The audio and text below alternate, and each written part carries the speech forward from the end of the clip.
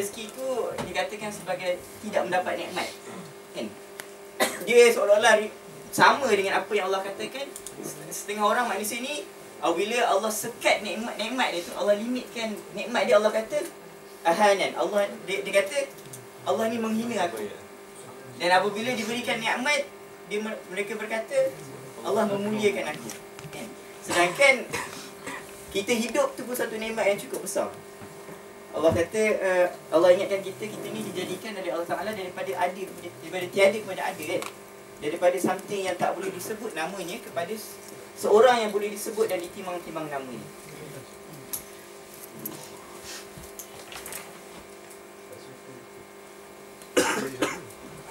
Ini mungkin nak reflect balik apa perjalanan hidup kita mula dengan UPSR. Mungkin semua orang nama UPSR ada lagi, kan? Yang mana dulu 4A, mungkin sekarang dah 5A, banyak A, kan? Kemudian kita dapat PMR 8A, 9A. Kemudian SPM mungkin semua A+, sekarang ni A+ ada, A biasa ada, A- ada, segala jenis A. Dan IB sehingga kita, ataupun A level anda sendiri daripada Kolej Mara Banting, sehingga kita berjaya ditempatkan di universiti dengan segala macam jenis halangan dan cabaran. Anda sendiri waktu anda IB tu pun sendiri sampai ke final year tu atau final exam tu tak ada placement lagi. So I work so hard, sebab tak ada placement, so very dependent on the result lah. Setiap orang kan dapat placement, dapat result tu cukup makan pun jadilah. So anda very much dependent on the result final year tu. So dapatlah 41. Lepas tu memang struggle. 41 macam mana pun tak ada placement. So anda pergi ke Australia punya, untuk pergi Australia, anda pergi ni nak cari tempat. Tapi akhirnya alhamdulillah waktu tu diberi peluang pergi ke KAU lah. Second intake, orang ni semua dah start. Dan Zawjah Hana pun sama juga. Dia di mana ya? Macam mana lupa tadi. Dia di KDU. Dia patut pergi UK tapi tak dapat. Ana pun patut pergi UK tak dapat. Lepas tu dia pun minta akhirnya sampai ke Trinity College Dublin lah. Kalau lah dia dapat pergi UK, Ana tak jumpa lah, tak adalah Muhammad. So Maya perancangan Allah tu lebih besar daripada perancangan kita, kan? Allah kata ada benda yang kamu tak suka adalah lebih baik tu bagi kamu, kan? Tapi Ana ini just nak, apakah perkara yang menjadikan kamu? Ana nak reflect satu hadis Rasulullah SAW.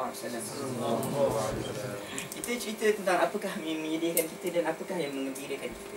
Kadang-kadang kita terlupa apakah benda yang menyedihkan Rasulullah dan apakah benda yang menggembirakan Rasulullah SAW. Dan kita reflect apakah perbezaan kita dengan Rasulullah SAW. Jadi satu hadis daripada Rasulullah SAW diriwayatkan daripada Imam Muslim.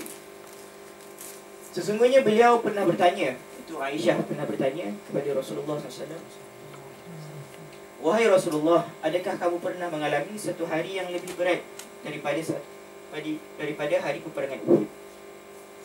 Jadi dalam peperangan Uhud ni Rasulullah SAW dan juga para sahabat ditimpa satu kekalahan ataupun benda yang menyedihkan yang amat sangatlah. Dengan kematian para sahabat yang sangat banyak, dengan kematian bapa saudara Rasulullah yang sangat rapat itu Hamzah, kan? Dan pada ketika itu juga Rasulullah cedera. Dan pada ketika itu juga di kalangan sahabat ada yang tidak mengikuti arahan dia. Sebagai seorang rasul dan sebagai seorang pemimpin, kita rasa itulah yang paling menyedihkan beliau, kan? Dengan physical injury, emotional, sebab para sahabat tidak patuh pada beliau. Dan pada ketika itu juga maknanya tak dapatlah harta rampasan yang mereka nak, kan? Maknanya di segi duit pun ataupun harta rampasan ghanimah tu pun tidak dapat seperti mana yang mereka nak. Dan kekalahan dari sudut moral para sahabat pada ketika itu, kan? Jadi Aisyah bertanya, adakah ada perkara yang lebih sedih? Adakah perkara yang lebih devastating daripada perang Uhud ini? Adakah ada perkara yang lebih sedih daripada tidak dapat scholarship? Macam itulah. Adakah ada perkara yang lebih sedih daripada mungkin seorang anak kematian seorang bapa ataupun bapa saudara? Rasulullah ni tak ada bapa kan? Dibesarkan tidak melihat bapanya.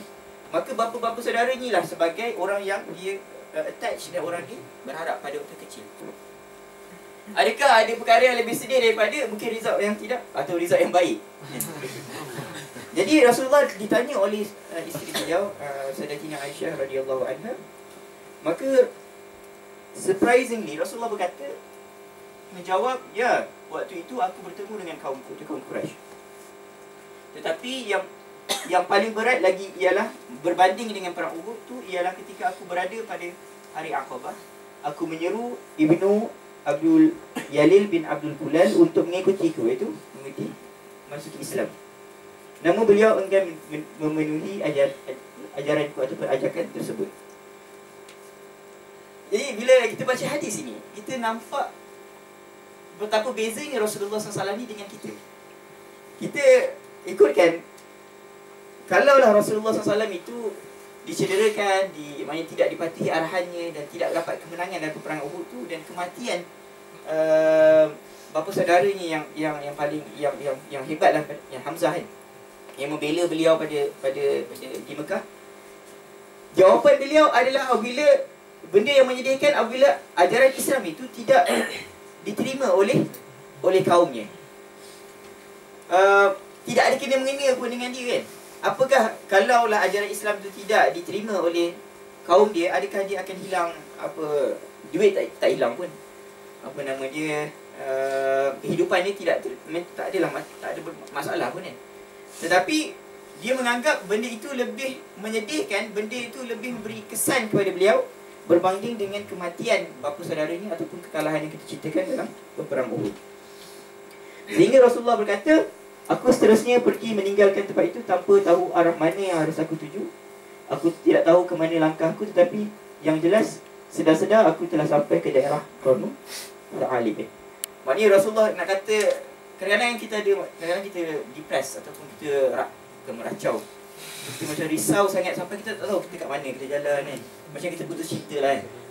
Siapa yang pernah putus cinta mungkin mengalami fasa ni yang kita kadang-kadang kita tak nampak orang. Kita nampak orang pun see through je, nampak belakang terus. Sebab kita tengah tengok yang fikir benda lain kan. Sebab apa? Sebab terlalu risau akan perkara tersebut. Dan kita bandingkan dengan apa yang kita risaukan, jauh besarnya kerisauan Rasulullah ni berbanding dengan kerisauan remeh kita.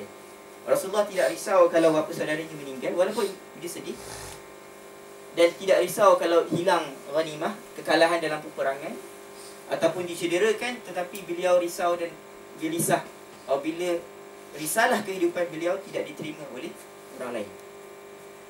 Kita tidak risau kalau orang lain tidak menerima apa yang Islam nak. Kita tidak pernah risau apabila Lim ataupun nama dia Chong ke Mutusami ke tidak menerima risalah kita. Sehingga orang Melayu ataupun orang Malaysia bergembira sampai sekarang tidak rasa dalam keadaan selesanya apabila sampai daripada tahun kita merdeka sampai sekarang tidak berubah kan ratio orang Islam dan orang bukan Islam. Kenapa? Orang Islam sangat gembira apabila Islam tu hanya pada dirinya. Bahkan mereka menganggap agama Islam tu adalah milik bangsa, sedangkan agama Islam ni adalah rahmatan lil alamin. Apatah lagi mereka ni adalah di kalangan saudara-saudara kita yang tinggal di sama tempat yang sama. Tadi kita tanya apakah perkara yang menggembirakan kita. Kita cakap apabila kita cemerlang dalam pembelajaran. Bila kita buka, contohlah anak-anak ambil contoh ini perasaan gembira anak. Apabila dah 5 kali ni sit for MRCP part 1. So MRCP ni dia ada 4 parts, 3 parts. So untuk part 1 tu anak try 5 kali, 3 kali lah. Ada orang try sampai 10 kali, 7 kali. Anak try 5 kali dan setiap kali nak ambil exam tu habis dalam 500-600 euro lah. Dan bila bila dapat result tu memang kita rasa macam wah, akhirnya. Dan kalau tak dapat result tu, ya Allah, rasa bodohnya. Tak kata kalau kita struggle untuk berjaya tu, ada satu lagi part anak-anak kena buat by June insya-Allah. So maknanya kegembiraan untuk cemerlang dalam pembelajaran ni adalah satu benda yang lumrah, yang semua orang ada, tak boleh dinafikan. Dan mungkin ada orang yang gembira apabila mendapat pekerjaan yang stabil. Tidak ada orang yang gembira apabila kerja tidak stabil, kerja ini tidak terjamin. Sebab itulah mungkin sebagian besar lah pada kita ada orang yang accountant nak buat medik ni. One of the reason orang nak buat medik ni sebab salah satu kerja yang tak perlu risau pasal kerja kan. Kita memang terjamin, insya-Allah lah. Tak tahu lah masa depan macam mana. Ataupun keluarga yang bahagia. Mungkin sebagian kita ni, apa yang digambarkan apabila bahagia tu adalah dapat isteri yang baik, anak yang soleh, dapat main. Boleh bayang lah kalau tengok cerita-cerita. Oh, ada anjing. Ada anjing. Baik, boleh jalan kat taman macam sama-sama. Itu mungkin kita punya vision keluarga yang bahagia. Atau kegembiraan bagi kita adalah mendapat rumah yang selesa. Bukan rumah yang dekat circular road yang sempit, satu bilik seorang, dan tak ada swimming pool.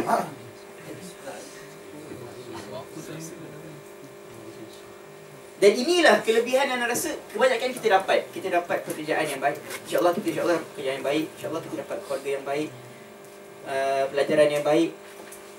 Dan ini adalah kelebihan yang Allah berikan kepada kita. Dan Allah kata dalam Al-Quran, dalam surah Az-Zukhruf ayat 32, ahum yaqsimuna rahmat rabbik nahnu qasamna bainahum ma'ishatahum fil hayati dunya wa rafa'na ba'dahum fawqa ba'din darajatin yattakhidha ba'duhum ba'dan sukhriya wa rahmat rabbik khairum mimma yajma'un. Yang bermaksud adakah mereka berkuasa membahagikan perkara-perkara bagikan rahmat Tuhanmu dalam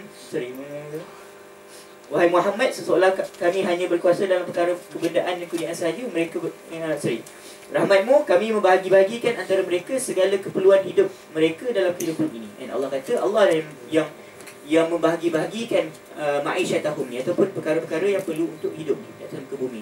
Wa rafa'na ba'dahum fawqa ba'din, dan kami angkat sebahagian mereka dari ke atas sebahagian yang lain, darajatin liyattakhidha ba'dahum ba'dan.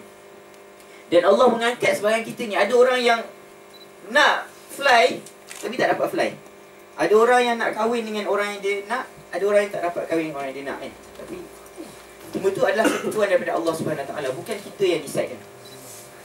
Dan Allah kata liyattakhidha ba'duhum ba'dha. Dan tujuan Allah berikan perkara ini adalah supaya sebahagian dari mereka senang mendapat kemudahan di dalam kehidupan daripada yang lain. Jadi ni Allah nak beri kelebihan kepada orang, dan Allah tidak beri kelebihan kepada seseorang. Dan ini adalah satu perkara yang Allah yang tentukan. Dan inilah yang menggembirakan kita. Ini satu perkara yang biasa, kan. Dan kita rasa elated bila kita dapat all this rahmat daripada Allah SWT.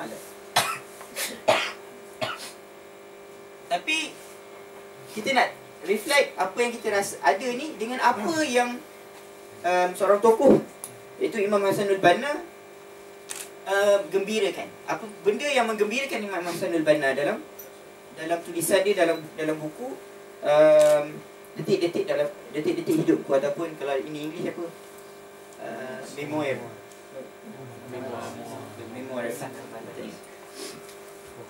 Jadi dalam satu peperiksaan, bila Hasanul Banna ni dapat result yang bagus, dia memang kira dalam Darul Ulum tu dia dapat kira top student lah. Jadi dia kena buat macam essay, kan, untuk cerita untuk dapat sponsorship daripada government, kan, untuk pursue further. Jadi dia tulis dalam karangan dia kata, saya berpendapat seseorang yang baik akan mencari kebahagiaan dan panduan dengan berkhidmat kepada manusia. Dia merasa seronok apabila dia berupaya menghilangkan kesusahan orang dan membuat orang lain gembira. Dia sanggup berkorban untuk pembaharuan masyarakat sebagai keuntungan hakiki bagi dirinya. Alangkah besarnya cita-cita dan harapan dia, kan. Kegembiraan bagi dia adalah tidak cukup kegembiraan tu hanya dibatasi oleh dirinya, tetapi kegembiraan tu perlu dirasai oleh orang lain juga. Betapa banyak pada kita ni, kita gembira untuk diri kita saja kan. Kalau boleh, kita nak, kadang-kadang kita rasa gembira kalau orang tak percaya kan, kalau kita benci kat seseorang ni. Tapi Imam Hassan al-Banna merasakan bahawa kegembiraan ini tidak cukup kalau kegembiraan itu hanya pada diri kita. Tak cukup kalau kita merasai nikmat yang besar daripada Allah SWT. Kita nak orang lain juga merasai perkara yang sama. Dia kata, saya yakin tindakan yang tidak bermanfaat kepada orang lain dan juga dirinya ialah tindakan yang salah dan tidak berguna. Tindakan yang paling baik ialah tindakan yang bermanfaat pada dirinya, saudara mara, rakan taulan dan juga negara. Tindakan yang memberi manfaat kepada umum ialah tindakan yang hebat dan mulia. And seremeh-remeh perkara ada perkara yang hanya memberi nikmat pada dirinya sendiri semata-mata. Dan sebesar-besar perkara adalah satu perkara yang dirasai manfaatnya dan nikmatnya bukan hanya pada dirinya, juga orang lain. Kegembiraan dan kesedihan kita sering berkait dengan ijazah dan bukannya risalah. Kalau kita reflect kepada dua individu tadi, iaitu Rasulullah SAW dengan Imam Hassan al-Banna, jauhnya kita ini berbanding mereka dari sudut persepsi tentang kehidupan dan persepsi tentang kebahagiaan kehidupan ini. Kita nampak bahawa kegembiraan dan kesedihan itu sekadar berlegar soal ijazah je. Kalau kita dapat satu scroll ni, kita berjaya dapat dapat belakang tu ataupun pangkat doktor kan, now you call me doctor, ataupun belakang tu ada MBBS ke MBBCH, BAO kan, kalau dekat COP.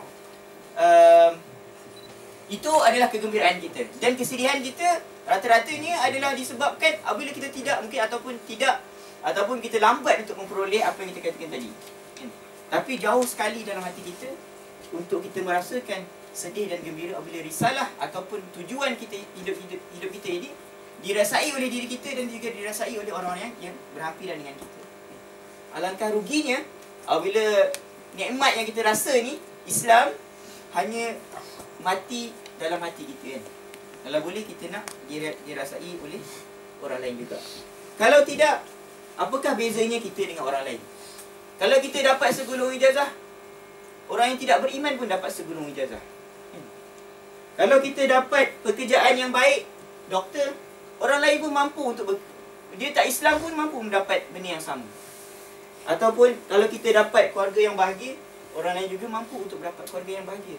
Ini bukan, tidak ada bezanya kalaulah kegembiraan kita ini sekadar berlegar tentang ijazah.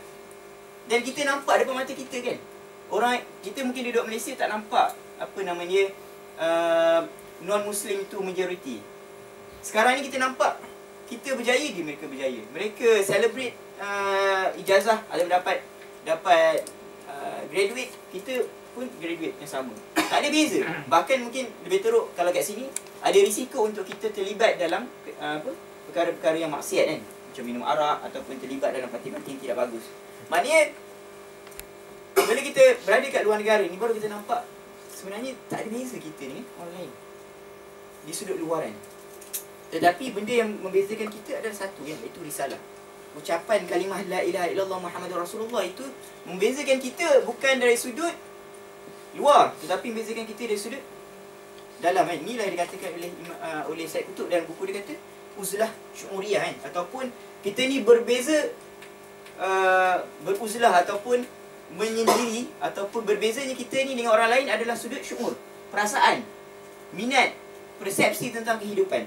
Tetapi kalaulah perkara ini tidak berlaku, maka tidak ada bezanya kita dengan orang lain. Sebab pada zaman Rasulullah SAW, pada awalnya tidak ada hukum yang ataupun tidak ada syariat yang menyatakan kita kena putuskan hubungan antara Muslim dan non-Muslim. Sehingga ada para sahabat, ada isteri yang bukan Islam. Bahkan ada mari bergaul tu seperti biasa. Makan makanan ataupun makanan pun boleh makan makanan orang yang bukan Islam kan. Di situ tak ada uzlah di sudut yang, tak ada perbezaan di sudut yang luar, tetapi ada perbezaan dari sudut hati dan perasaan. Dan itulah perkara yang paling fundamental, asas kepada kita nak berbeza dengan orang lain ni.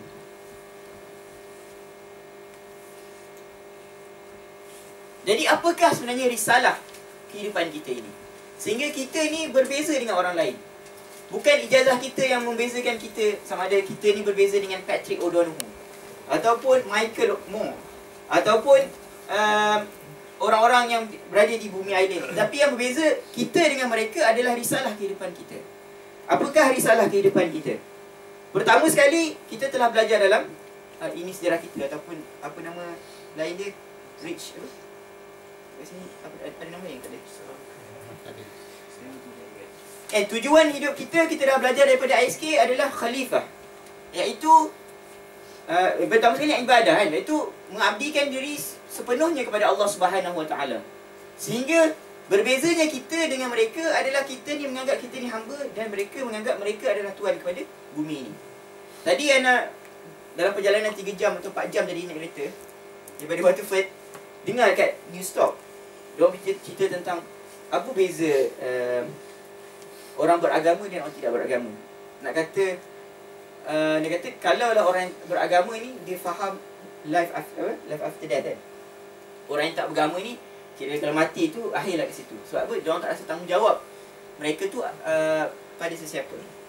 Jadi SK ni mengajar kita bahawa nak tak nak kita sebagai manusia adalah abid kepada Allah SWT kan? Ataupun hamba kepada Allah Subhanahu Wa Taala. Dan ini adalah perbezaan yang cukup besar yang membezakan kita dengan orang lain. Yang kedua adalah khalifah, iaitu mengurus kehidupan kita dan mengurus kehidupan orang lain di bawah lingkungan ibadah. Dan tidak terlaksana tanggungjawab khalifah yang seperti mana kita tahu, yang seperti kita tahu dalam surah Baqarah itu ayat 30, tak terlaksana tanggungjawab Adam itu, Adam Bani Adam, selagi mana dia tidak melaksanakan tanggungjawab menggovern manusia, mengatur kehidupan manusia dalam lingkungan ibadah. Dan ini telah diterangkan lagi dalam semua dah ikut essay kan. Tanggungjawab khalifah ini tidak mungkin terlaksana melainkan seorang itu melakukan dakwah sebaik mungkin dalam kapasiti dirinya, dan juga tidak mungkin terlaksana dia kalaulah Islam itu tidak tertegak sebagai sebuah entiti negara ataupun tamadun. Dan tanggungjawab ibadah, khalifah dan syahadatul haq ini adalah risalah kehidupan kita. Kalaulah tidak ada perasaan dan kesedaran ini, maka apakah beza kita dengan orang lain? Kalaulah kita kata tanggungjawab kita pergi ke masjid untuk solat, orang Kristian pun kata apa? Mereka pergi ke church kan untuk solat. Kerana patutnya agama ini menggerakkan manusia, menggerakkan manusia untuk bergerak, akan memajukan manusia kepada satu tempat kepada satu tempat lain. Bukan sekadar ritual, bukan sekadar mengelilingi Kaabah, ataupun bukan sekadar meletak jamrah, tapi tidak tahu akan maqasid ataupun benda yang dicapai dari setiap ibadah itu, iaitu mendekatkan diri kepada Allah Subhanahu Wa Taala. Bila duduk lama dekat island ni, kita dah jumpa pelbagai jenis manusia. Orang Islam yang tak solat, orang Islam yang dekat dengan Kaabah. Ada seorang, Ana tak cerita detail nama dia, tapi Ana terkejut lah. Seorang ni dia duduk kat Mekah, dah buat haji 4 kali dah. Dah masuk dalam Kaabah tu. Dia kata, orang kata kalau masuk dalam Kaabah ni boleh doa makbul lah kan? Tapi dia juga apa namanya, tak jaga solat, apa nama dia, minum dan macam-macam lain. Nak kata ibadah yang tidak memahami risalah kehidupan juga tidak bermakna, dan tidak akan beri kesan pada kehidupan dia. Allah kata inna solata tanha anil fahsya'i wal munkar. Ini solat itu mencegah seorang itu daripada melakukan perkara keji dan munkar. Dan kalaulah solat itu tidak memberi kesan memberi kesan seperti itu, maka tidak gunalah solat itu. Sesungguhnya solat ini adalah untuk mengingati Allah SWT. Kalaulah solat itu tidak mengingati Allah, maka tidak ada guna akan solat itu. Itu mengajar kita tentang betapa pentingnya risalah kehidupan kita. Tak guna kalau kita kata ijazah kita, aku belajar ni kerana Allah kan. Kalau kita kata apa? Kita kata talibul ilm faridatan ala kulli muslim. Kita pun guna ayat tu, kita pun belajar ilmu. Tetapi kalaulah ilmu tu tidak mendekatkan diri kepada Allah, maka apa gunanya ilmu tu? Allah kata sesungguhnya orang yang paling takut akan aku adalah ulama kan, orang-orang berilmu. tetapi kalau ilmu itu tidak melahirkan ketakutan pada Allah, maka itu bukan ilmu yang sebenar, bukan ilmu yang diridai oleh Allah Subhanahu wa taala. Dan kita tahu juga dalam syahadatul haq bahawa risalah kita ini tidak akan selesai selagi mana Islam itu tidak tertegak sebagai ustazatul alam. Islam yang kita ada dalam kocek kita ni, kalaulah dia tidak berdiri sebagai ustazatul alam, sebagai ustaz kepada alam, ataupun orang yang menentukan apakah din ataupun apakah cara hidup kepada manusia, maka selagi itulah tanggungjawab risalah ini tidak akan terlaksana. Kalaulah Islam ini cukup hanya untuk pada diri kita, maka Rasulullah tidak perlu berdakwah kepada orang lain. Kalaulah Islam ini cukup kepada keluarga sahaja, maka Rasulullah tidak bertanggungjawab untuk menyebarkan risalah ini kepada Abu Bakar dan juga Umar. Dan Rasulullah tidak bertanggungjawab untuk berhijrah ke Taif dan juga tidak bertanggungjawab untuk berhijrah ke Madinah kalaulah risalah ini sekadar untuk penduduk Mekah sahaja. Dan risalah ini juga bukan tidak main. Rasulullah juga tidak akan pergi menghantar utusan-utusan ke Rom dan Parsi kalaulah Islam itu sekadar ada dalam lingkungan Mekah dan Madinah saja. Dan para sahabat tidak perlu pergi mati di Turki dan tidak perlu mati di China, India, kalaulah risalah ini hanya perlu di Jazirah Arab semata-mata. Maka kita faham seperti mana yang Allah kata, waqatiluhum hatta la takuna fitnah wa yakuna ad-din kulluhu lillah.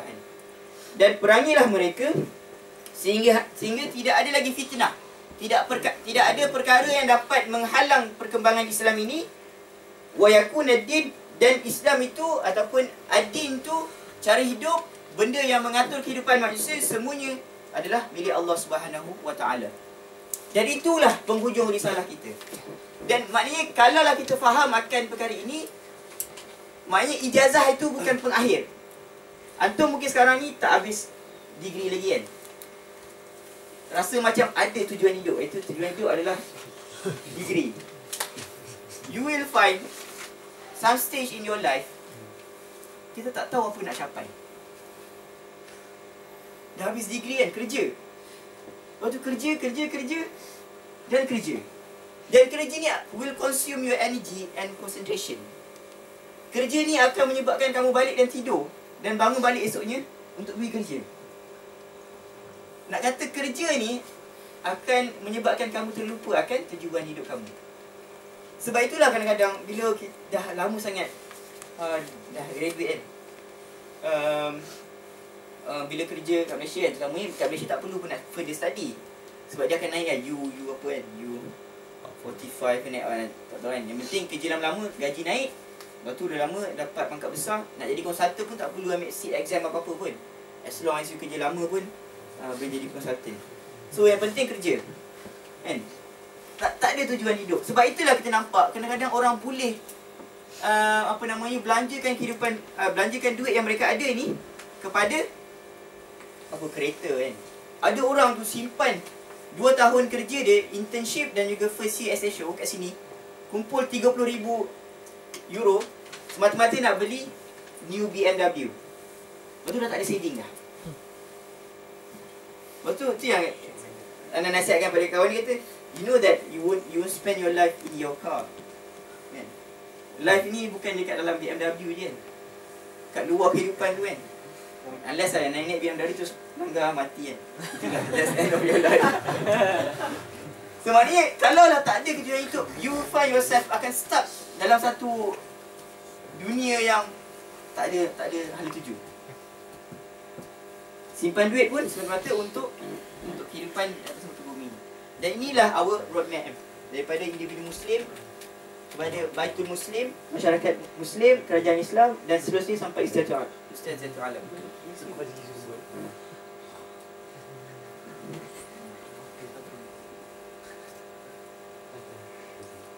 Kalaulah kita faham akan risalah ini, kalaulah benar-benar kita faham akan risalah ini, kita akan dapati bahawa decision kita untuk memilih risalah ini berbanding dengan kehidupan yang senang tadi, ada decision yang sangat besar. Decision untuk hidup tak perlu fikir tentang masa depan kan. Tak ada fikir tu. Fikir juga masa depan, tapi fikir masa depan tu dalam konteks dunia je kan. Berbanding dengan satu decision untuk mengembalikan Ustaz Zaitul Alam ni, ada decision yang sangat besar. Decision yang akan menyebabkan kita akan menginfakkan diri kita sepenuhnya kepada Allah SWT. Kita nak kerja kenapa? Kita nak kahwin dengan siapa? Kita nak contribute kepada masyarakat dengan macam mana? Itu akan berubah apabila kita ada risalah. Kalau kita tak ada risalah, menyebabkan kehidupan kita ini tak ada perkara yang diktat kita. Kita tak terikat dengan apa-apa. Tidak ada arahan yang boleh menyebabkan kita berada di atas jalan menuju kepada Ustaz Zaitul Alam. Sebab itulah Imam Hasan Umar kata, tidak keterlaluan jika kamu merasakan bahawa kamu adalah orang-orang yang memikul beban ini setelah semua manusia membelakanginya. Tanggungjawab risalah ni adalah tanggungjawab yang semua orang tak nak. Siapa nak? Kalau lah antum tanya Ana kan, Ana nak travel 4 jam kan, kemudian Ana ada anak seorang lain dan isteri seorang juga, dan Ana ada exam bulan Jun ni. Kalau fikirkan exam Ana ni, kira kalau exam ni habis, Ana nak balik Malaysia lah kan. Sebab kalau exam ni boleh jadi specialist. Dan Zajah Ana nak ambil exam hujung bulan ni. Ana ada banyak reason Ana boleh katakan mas'ul, please excuse me from attending this program kan, because Ana ada banyak benda nak fikir. Tapi kalau lah Ana tak mana kata, kalau tak ada tujuan lain kan, rugilah Ana datang sini. Tanya abang-abang yang nak final year ataupun dah fourth year exam nak dekat, buat apa dia datang sini? Semata-mata nak entertain antum kan, untuk berkongsi dengan antum apa yang mereka rasai, seperti mana yang nyatakan oleh Imam Hasanul Banna kan. Maknanya kalaulah tidak ada risalah ini, maka kehidupan ni mungkin lebih loose. Tak ada siapa nak boleh minta tolong kita. Kita yang fikir penting hujung minggu pergi jalan sana, pergi jalan sini kan. Kalaulah tak ada kan, lebih senang hidup ni. Sebab itulah ramai orang memilih untuk tidak bersama dengan risalah ini.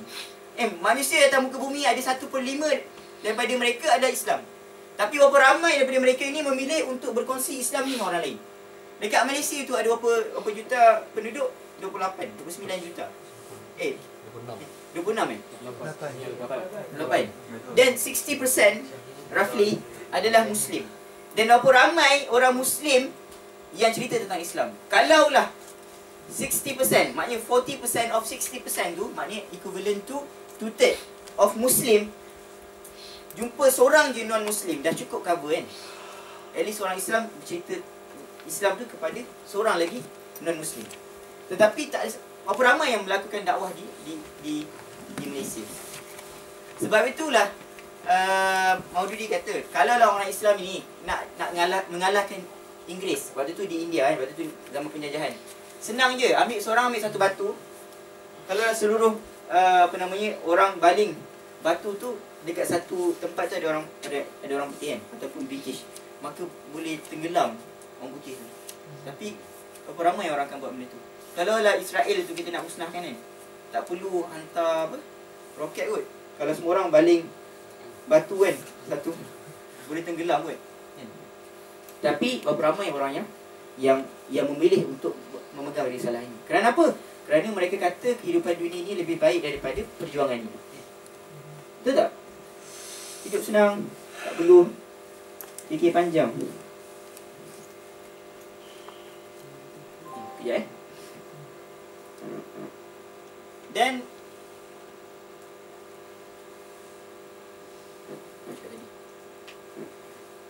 Dan pilihan kita untuk bersama risalah ini adalah pilihan semata-mata kita meyakini bahawa di penghujung nanti adalah syurga Allah SWT.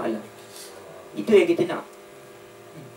Kerehatan yang sebenar adalah kerehatan abadi bersama dengan Allah SWT. Kerehatan yang sebenar adalah apabila kita rehat daripada melakukan maksiat. Dan kerehatan yang sebenar adalah kerehatan apabila kita melihat wajah Allah Subhanahu wa taala. Alangkah ruginya kalaulah kerehatan itu dalam maksiat, dan kerehatan itu dalam perkara yang lagau, dan kerehatan itu hanya satu istidraj ataupun satu perkara yang menjauhkan diri kita daripada Allah Subhanahu wa taala.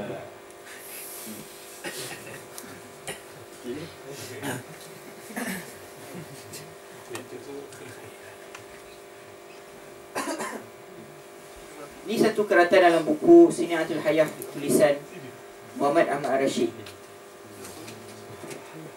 Dia kata tugas membuat manusia menjalankan kewajipan ibadah kepada Allah Subhanahu wa taala, itu tugas khalifah, hanya mampu dilakukan ketika para dai ataupun mereka yang melakukan dakwah tahu bagaimana mengalahkan arus kehidupan agar bisa memegang kendalinya, dan dari sinilah arus itu difungsikan untuk menjalankan ibadah ini. Kita ni dalam kehidupan kita ni, kita mengikut arus ataupun kita yang menentukan perjalanan kapal layar kita. Kalaulah kita dalam kehidupan kita ini, kita hanya mengikut ombak dan arus, tidak ada kendali. Kalau berkayak tu kita duduk kayak, tak ada kendali kan, maka kita akan dihanyutkan ke mana-mana yang kita tak tahu. Akhirnya kalaulah ombak itu besar, maka mungkin kita akan tenggelam. Kalaulah ombak tu nak bawa kita ke timur, kita ke timur. Kalaulah ombak itu nak bawa kita ke barat, kita ke barat. Kalau nak ombak tu nak tenggelamkan kita, maka itulah yang kita akan jadi kan.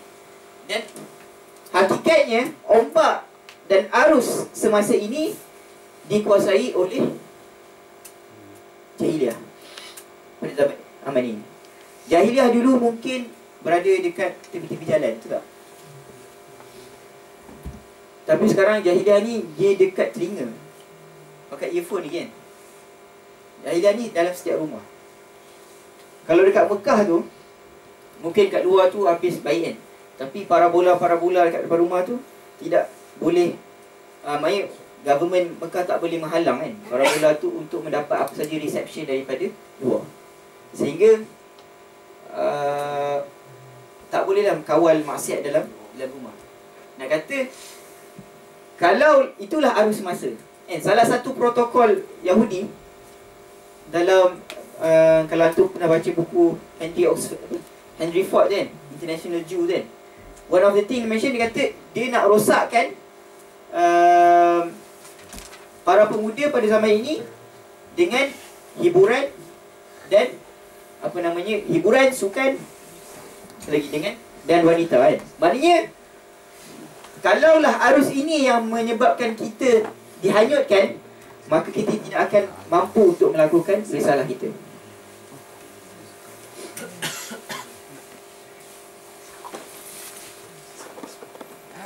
Jadi nak melaksanakan risalah ini, ikhwan sekalian, adalah kita perlu mampu untuk mengendalikan kehidupan kita.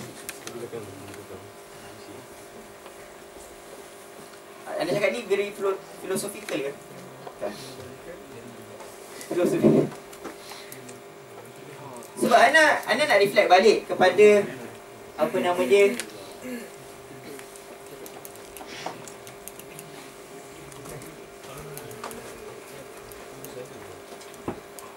reflect balik pada siku-siku dalam kehidupan kita. Siapa pernah dengar pasal siku-siku kehidupan? Liku-liku pernah. Liku-liku atau siku-siku lah. Yang penting dia ada macam angle sikit kan.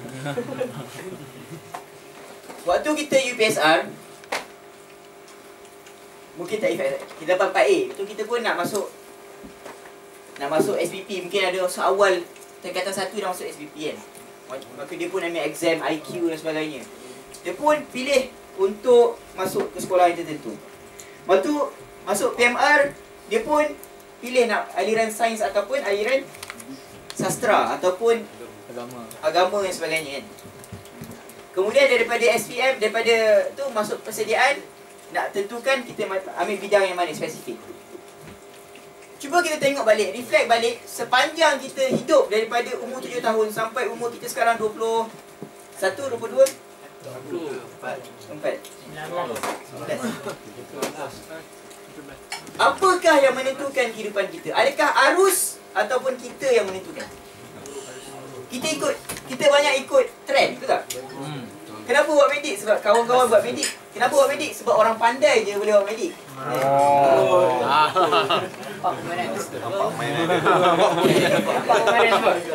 Ataupun kenapa buat medik? Sebab mak bapak kan.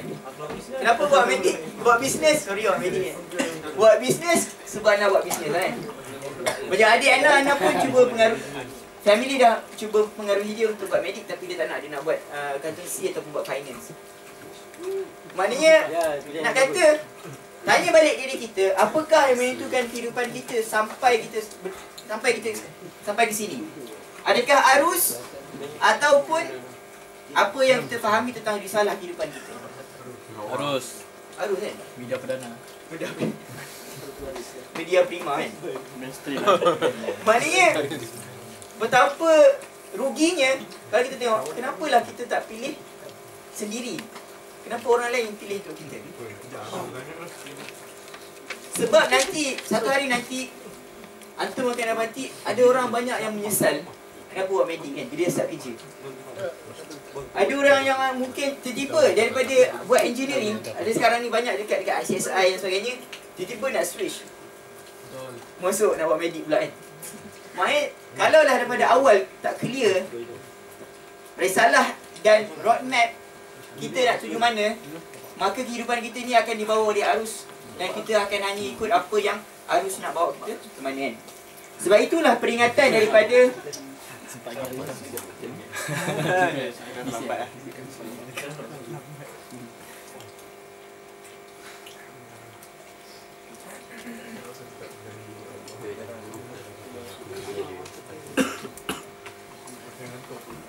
sebab itulah kita kena mengendalikan kapal layar kita. Layar dan kehidupan kita tu kita yang kendalikan, bukan burung-burung yang hinggap dan bukan angin. Kita yang mengendalikan layar kehidupan kita. Dan bagaimana kita nak kendalikan layar kehidupan kita ini? Kan? Tanpa kita ada kefahaman tentang risalah, dan kalau kita tidak mampu untuk mengatur kehidupan kita dengan akal kita, maka kita akan menjadi mangsa kepada jahiliah, ataupun kita dibawa oleh hanya daripada arus besar itu kan. Dan itulah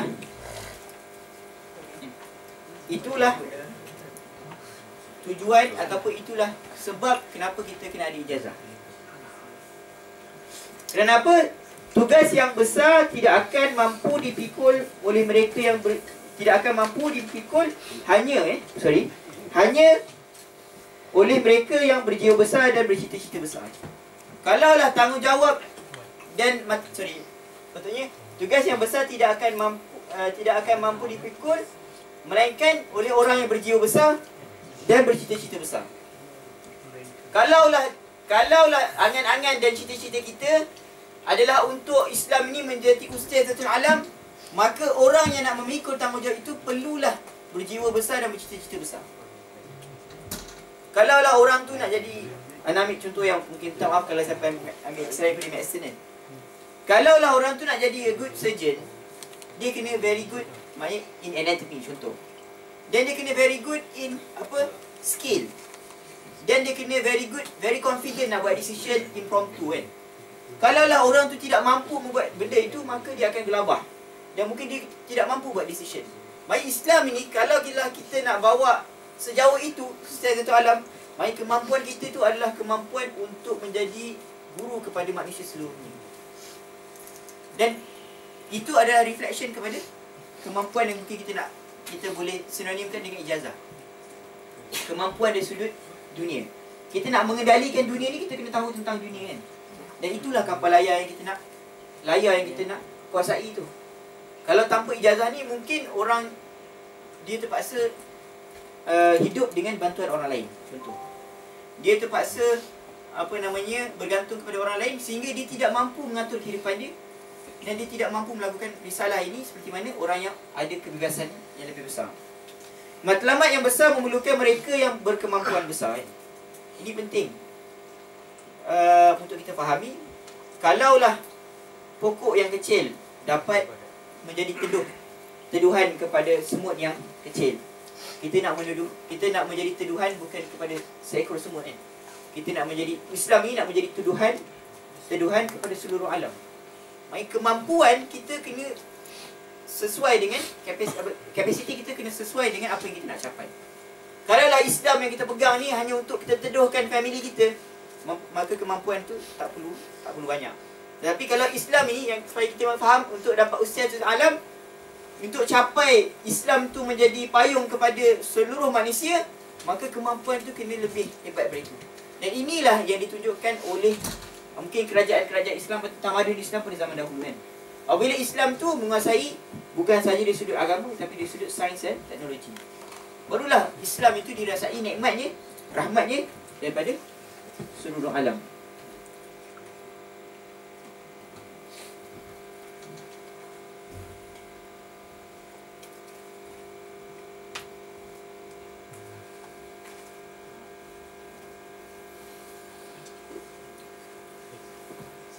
Tajuk, kita berbalik pada tajuk iaitu antara ijazah dan risalah. Risalah ni mungkin dapat kepada semua, betul tak? Orang kerja nelayan pun boleh dapat risalah, betul tak? Orang yang tak pergi universiti pun boleh dapat risalah, betul tak? Islam ni sesiapa nak dapat, dia dapat, betul tak? Tapi sekarang ni kita dihidangkan di depan kita adalah risalah kefahaman itu dan ijazah yang tidak semua orang dapat. Dan kadang-kadang kita diberi pilihan pula antara. Jadi bagaimana kita nak choose ataupun kita nak buat decision antara dan atau.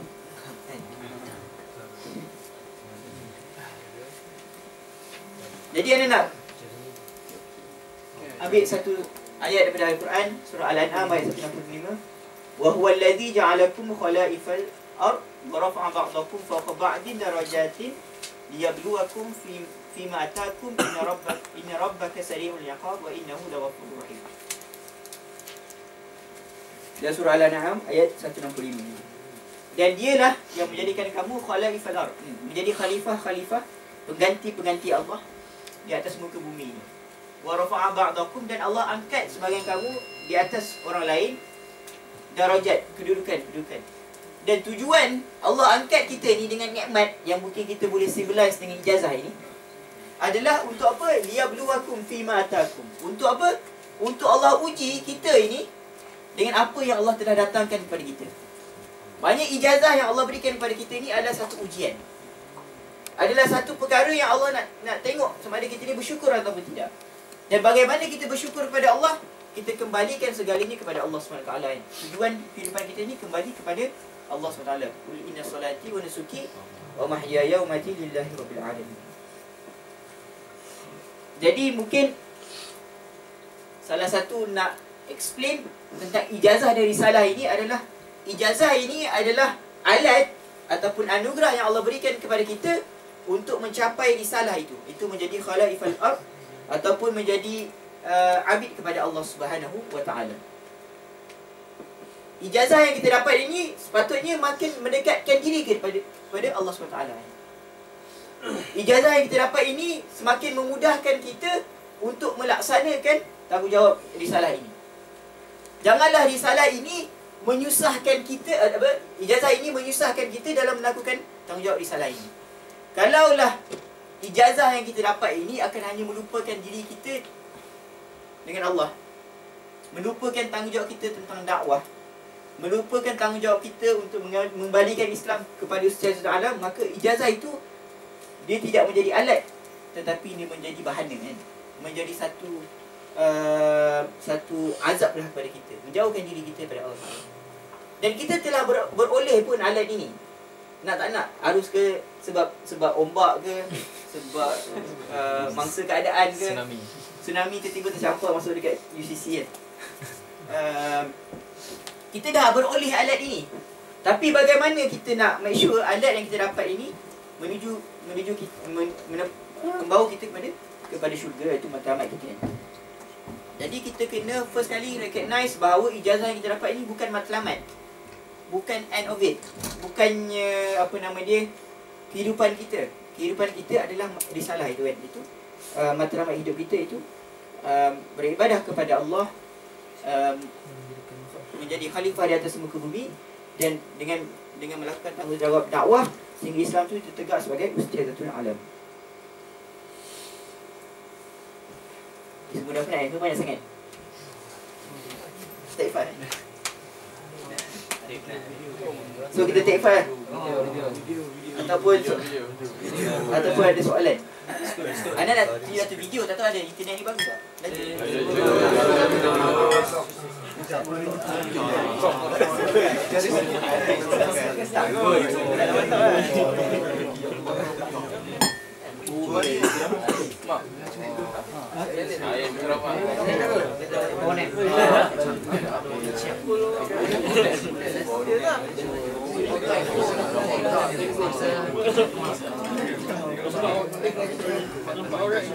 Tapi takut gambar tak cantik.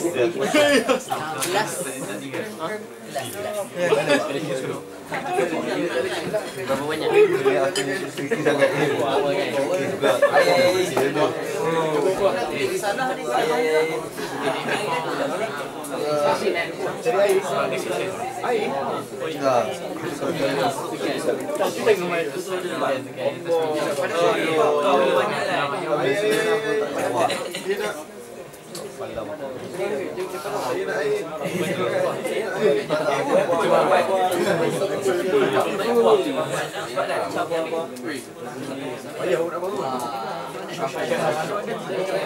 Buah.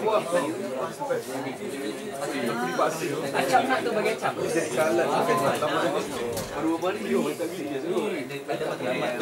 Yang kiri.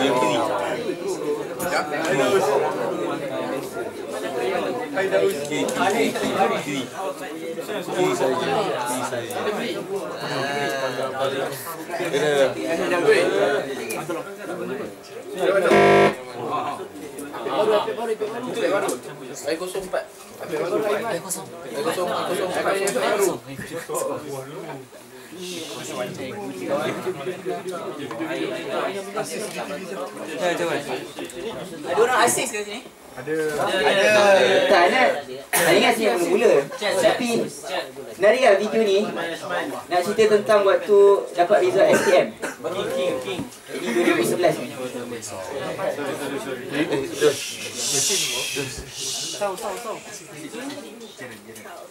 Sekolah paling cemerlang di wilayah Persekutuan Kuala Lumpur untuk tempoh 6 tahun berturut-turut. 101 daripada 282 pelajarnya memperoleh grade cemerlang A campur, A dan A tolak untuk semua. 6 pelajar cemerlang memperoleh A campur dalam semua mata pelajaran, manakala 9 lagi mendapat A campur, A dan A tolak. Pandai membahagi kita, belajar secara berkumpulan dan fokus di dalam kelas, rahsia kejayaan pelajar cemerlang ini. Syukur lah kepada Allah Taala. Betul. Saya memang rasa bersyukur lah pada dengar cakap mak bapak tu